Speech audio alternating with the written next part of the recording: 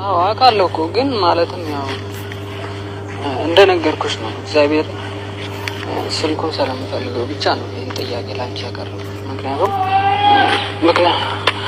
ቢያንስ አይከብዳትም ለሷ ቀላል ነው ስላሰብኩ ነው ይሄን ጥያቄ የጠየቅኩሽ እና ግዢልኝ አልኩሽ። አይደል የምትቀርቢው ሰው አይደለ የሆነ ነገር የምትጠይቀው።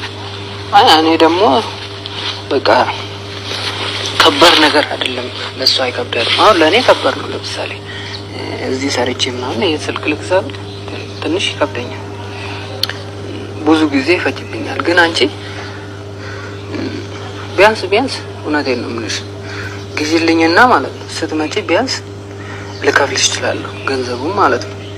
ቢያንስ ማለትም ያው እኔ ጥርጣሬ አይደለም እና ሁሉም ነገር ይገባኛል እና ብታረጊ ግዢልኝ በጣም ደስ ይለኛል ብዬ